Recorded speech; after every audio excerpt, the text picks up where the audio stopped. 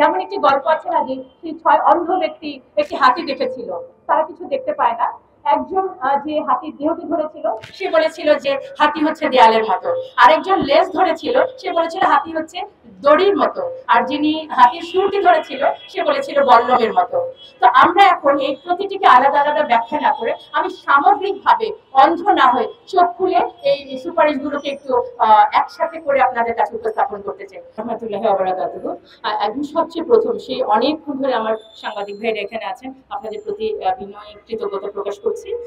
এবং আমাদের আজকে এখানে যে দাঁড়ানোর কারণ, এটা অত্যন্ত সুস্পষ্টভাবে যেটি বলতে চাই, আমাদের যে নারী সংস্কার কমিশন আছে সেখানে আমাদের যারা আমাদের যে শ্রদ্ধ বোনেরা এটি তৈরি করেছেন, আমাদের অবস্থান কোনোভাবেই সেই কমিটি সদস্যদের বিরুদ্ধে নয়, তাদের সাথে আমাদের কোনো বিরোধ নেই, সংঘাত নেই। আমরা দাঁড়িয়েছি তারা যে সুপারিশগুলো দিয়েছে সেগুলোর যেহেতু কনফ্লিক্ট করছে সেগুলো নিয়ে কিছু কথা বলার জন্য।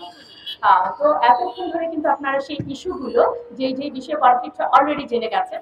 আমার এগুলো নিয়ে ব্যাখ্যা করার জন্য আমি আসলে দাঁড়াইনি, আমি এখানে দাঁড়িয়েছি এতক্ষণ ধরে যে ইস্যুগুলো আপনারা শুনলেন সেগুলোকে আমরা একসাথে করব। যেমন একটি গল্প আছে না যে সেই 6 অন্ধ ব্যক্তি একটি হাতি দেখেছিল, তারা কিছু দেখতে পায় না।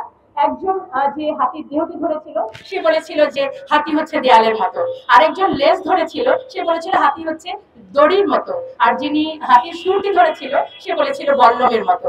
তো আমরা এখন এই প্রতিটিকে আলাদা আলাদা ব্যাখ্যা না করে আমি সামগ্রিকভাবে অন্ধ না হয়ে চোখ খুলে এই সুপারিশগুলোকে একটু একসাথে করে আপনাদের কাছে উপস্থাপন করতে চাই। প্রথমত, এটি ব্যক্তি জীবনে ব্যক্তিগত লেভেলে কি সংস্কারের কথা বললো, বলা হলো যে আমার দেহ আমার সিদ্ধান্ত, ব্যক্তি জীবন। তার মানে কি আমি যা খুশি তাই করতে পারি, আমি বিবস্ত্র হয়ে বাইরে যেতে পারি। যদি এটাকে অধিকার মনে করে তাহলে যখন আমি হিজাব পরি তখন আমাকে পরীক্ষা কেন্দ্রে বাধ্য করা হয় নেকাব খুলতে, তখন আমার সেই অধিকারটি কোথায় গেল? এটি নিয়ে কিন্তু আমার কমিশন কিছুই বললেন না। এবং এই ব্যক্তি জীবনে স্বেচ্ছাচারিতাটাকে তৈরি করার পর তারা হাত দিলেন পারিবারিক পর্যায়ে, সমাজের সবচেয়ে ক্ষুদ্রতম ইনস্টিটিউশন। কি হলো যে মানে পুরুষকে করা হলো আমার প্রতিপক্ষ, এবং আইডিয়াটাও কিন্তু সুন্দর, পুরুষের ক্ষমতা ভাঙবো, সম অধিকার আনবো। কেন আমাদের কি পুরুষের প্রতিপক্ষ করে দিলেন? আমরা তো ক্ষমতা ভেঙে আনতে চাই না, আমরা তো একে অপরের পরিপূরক ছিলাম। এবং কি হলো, বলা হলো যে মেরিটাল রেপ একটি বিষয় যে শব্দটিকে এখনো বলা হচ্ছে, এবং আমি বিনয়ের সাথে বলছি ঘটনাটি কিন্তু সত্যি সত্যি সমাজে কোনো কোনো ক্ষেত্রে আছে। বিষয় হচ্ছে যারা এটি করছেন, যে পুরুষ এটি করছেন তিনি কিন্তু মানসিক বিকারগ্রস্ত, তার যেমন চিকিৎসা দরকার, এবং ফিজিক্যালি অ্যাসাল্ট যখন মহিলারা হয় তারা কিন্তু অবশ্যই নারী নির্যাতন মামলায় যেতেই পারেন। তাহলে ফৌজদারি মামলা কেন? একটি দাম্পত্য জীবন ধ্বংসের দিকে নেওয়ার জন্য এটা যথেষ্ট। এবার চলে আসি হচ্ছে যে শিক্ষা ব্যবস্থা। শিক্ষা ব্যবস্থার আগে আমি একটু সম্পদ দিয়ে বলতে চাই, এটিও তো পরিবারের ইস্যু।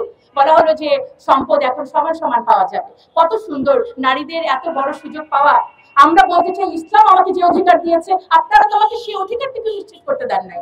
আমার এই সোসাইটি থেকে তো আমি আমার ভাইয়ের কাছ থেকে যতটুকু প্রাপ্য সম্পদ পাওয়ার কথা সেটাই পাচ্ছি না। আপনারা খুব সুন্দর করে আইওয়ার্স দিয়ে আমাকে খুশি করে বলছেন এখন থেকে আমি আমার ভাইয়ের সমান সম্পদ পাবো। এই জায়গাটায় অবশ্যই বাস্তবিক ভাবে এটা কিন্তু আসা উচিত ছিল। যে বিষয়টি ক্লিয়ার করতে চাই, তারা তাদের প্রতিবেদনে সুস্পষ্ট করে লিখেছে ধর্ম নারীকে বৈষম্য করেছে। আমি জোর গলায় বলতে চাই ধর্ম নারীকে বৈষম্য করে নাই, ধর্মের প্রয়োগ নারীকে ভুলভাবে প্রয়োগ। আমার ধর্ম আমাকে বললো যে দেনমোহরের মাধ্যমে বিয়েটা হবে, আর আমার সমাজ আমাকে যৌতুকের মধ্যে ঠেলে দিল, এবং যৌতুক না দিলে শুধু বিবাহ বন্ধ না, গায়ের মধ্যে কেরোসিন ঢেলে আমাকে পুড়িয়ে দেওয়া হলো। তারপর এই মৃত্যুর জন্য আমার ধর্ম দায়ী নাকি আমার সমাজ? আমাদেরকে চিন্তাটা করতে হবে। এবং দেখেন এটার মধ্যে হচ্ছে আরেকটা হচ্ছে পতিতাবৃত্তি, অলরেডি এটা নিয়ে অনেক কথা বলেছেন। এবং আপনি আমাকে আমার দাম্পত্য সম্পর্কের মধ্যে সংঘাত বাড়ালেন, আমার ভাই এবং আমার বাবার সাথে সম্পর্কে সংঘাত বাড়ালেন, এবং পতিতাবৃত্তিকে করে দিলেন উন্মুক্ত। তখন এই যে কিছুক্ষণ আগে আমাদের আরো অন্যান্য বক্তারা বলেছেন স্বামী তখন এই ফৌজদারি মামলা এড়ানোর জন্য কিন্তু যাচ্ছে কোথায়? পতিতালয়ে। আমার অনেক ছাত্রীকে আমরা কিন্তু অনেক হোটেলে এই ধরনের সম্পর্কে দেখতে পাই যেখানে পুলিশ তাদেরকে গ্রেফতার করছে। যখন পতিতার এই বৃত্তিটিকে আপনি একটি পেশা হিসেবে দিচ্ছেন তখন তারা পার্ট টাইম টিউশনির মতো ওখানে গেলে সমাজ ব্যবস্থা যদি ভেঙে পড়ে এর দায় ভাইকে আপনাদের নিতে হবে না? দেখেন এই একই সাথে হচ্ছে যে গণমাধ্যমে বলা হলো যে কিছু কিছু শব্দ প্রয়োগ করা যাবে না, যেমন হচ্ছে নৈতিকতা, অশ্লীলতা, শালীনতাপূর্ণ পোশাক, ধর্মীয় অনুভূতি। আমি এই কথাগুলো কেন বলতে পারবো না? কারণ আমি অশালীন হয়ে চলবো? অবশ্যই শালীনতা আমার সামাজিক ভ্যালু, যে কোনো ধর্মের মধ্যে কোনো অশালীনতা নেই। সুতরাং এই শব্দগুলো তারা ব্যবহার করতে দিচ্ছে না। দেখেন সমাজটা কিভাবে করে যাচ্ছে। এবার সমাজের আরেকটি উপাদান হচ্ছে শিক্ষা। সেখানেও বলা হলো সম্মতিতে যৌন মিলন সংক্রান্ত পড়ালেখার বিষয়টাও থাকবে। তাহলে আর বাকিটা থাকলো কি? দেখেন এবার যদি এখানে আরেকটা শব্দ জেন্ডার স্টেরিওটাইপ কোনো কথা বলা যাবে না। যেমন হচ্ছে ঘরে কাজ শুধু নারীরা করবে এই কথাটা বলা যাবে না, এবং বলা যাবে না নারীরা ধূমপান করে না। আপনারা একটু চিন্তা করেন, ধূমপান তো কারোর জন্যই সুস্থ না, ভালো না, তাহলে কেন শুধুমাত্র নারীদের কথাটা এটা বলা যাবে না? এভাবে করে ব্যক্তি জীবন, আমার পরিবার জীবন, সমাজ জীবন কিন্তু তার এই কমিশনের মাধ্যমে, সুপারিশের মাধ্যমে এটি ধ্বংস হওয়ার পথে। এবার আমি চলে যাচ্ছি রাষ্ট্রীয় পর্যায়ে কি হচ্ছে। পার্বত্য চট্টগ্রাম কিন্তু আপনারা শুনে ফেলেছেন যেটা দিয়ে কি হবে। এছাড়া আরো যেটি বলা হয়েছে যে আন্তর্জাতিক যত সনদ আছে, যে মানে আপনার সিডো এবং পিএফ এর যত সনদ হয় এগুলোকে আমাদের পার্লামেন্টে পাশ করে দিতে হবে। আমরা যদি স্বাধীন দেশ হই, কোনোভাবেই আন্তর্জাতিক কোনো সনদ মানতে আমরা বাধ্য নই। সেখানে প্রত্যেকটা দেশ তার রিজার্ভেশন রাখতেই পারে।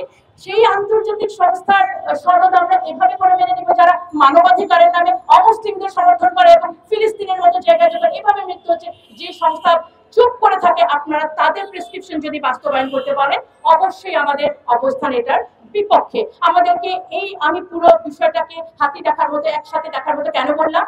কারণ হচ্ছে এটি একটি পাশ্চাত্য প্রেসক্রিপশন মানে ইমপ্লিমেন্টেশনের একটি ছক। সেটি কিভাবে? দাতা সংস্থা, আমরা জানি যে নিউ ওয়ার্ল্ড অর্ডার নামে একটি সিচুয়েশন সামনে আসবে, যেখানে মূল বিষয় থাকবে দেয়ার ইজ নো রিলিজিয়ন, ধর্ম বলতে কোনো কিছু থাকবে না। আমাদের শিক্ষা ব্যবস্থায় কিছুদিন আগে ট্রান্সজেন্ডার ঢোকানো হলো, এখন ধীরে ধীরে আমাদের নারীদেরকে পতিতালয় থেকে পুনর্বাসন না করে এটাকে উন্মুক্ত করে দেওয়া হলো। মানে সমাজ ভাঙা এবং পরিবার ভাঙা মিলে কি হলো, একেবারে রাষ্ট্রটাই একেবারে ধ্বংসের দিকে চলে গেল।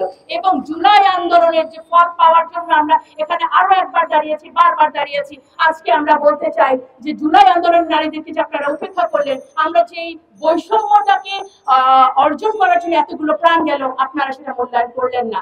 এই কমিশনের যতগুলো সুপারিশ আমাদের সামাজিক মূল্যবোধ, আমাদের ধর্মীয় মূল্যবোধ, আমাদের একটি সুস্থ সুন্দর জীবনযাপনের জন্য, নারীকে ক্ষমতায়নের নামে শুধু আপনারা প্রদর্শনের জন্য বলেই দিয়েছেন। বিনোদনে একেবারে 50-50% তাদের প্রদর্শনী থাকতে হবে।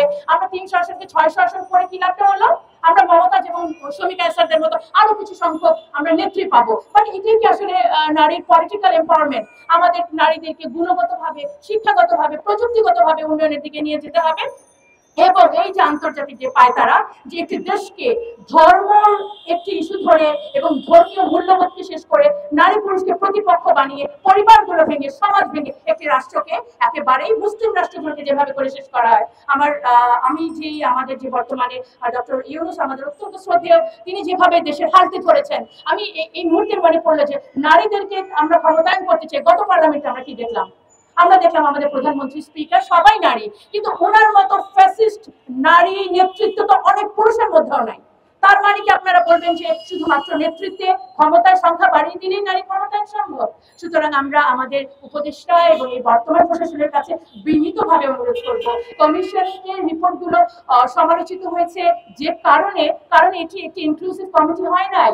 90% মুসলিমের দেশে, এখানে অবশ্যই ইসলাম সম্পর্কে বিশেষজ্ঞ কারা থাকা উচিত ছিল, এবং তারা বলেছেন এই রিপোর্টটি একটি কিছু সংখ্যক মানুষের জন্য। সুতরাং আমরা আজকে দাঁড়িয়েছি, কোনো কমিশনের রিপোর্ট শুধুমাত্র কিছু সংখ্যক মানুষের জন্য হতে পারে না, নারীর জন্য রিপোর্ট সেটি হবে যেটি সার্বজনীন। এবং আমি আমাদের আবার এই প্রশাসনকে বিনীতভাবে অনুরোধ করতে চাই, একটি সর্বজন গৃহীত কমিশনের মাধ্যমে এবং কোনো ধরনের বৈষম্য তৈরি না করে, সমাজকে অস্থিতিশীল না করে, আমার রাষ্ট্রকে যদি এগিয়ে নিয়ে যেতে চান, নারীর পার্টিসিপেশনকে যদি সত্যি আপনারা মূল্যায়ন করতে চান, তাহলে আরেকটি কমিশন করে এবং সত্যি সত্যি আমাদের সুন্দর কিছু গুণগত মান উন্নয়নের জন্য সুপারিশ করবেন। জি, ধন্যবাদ সবাইকে।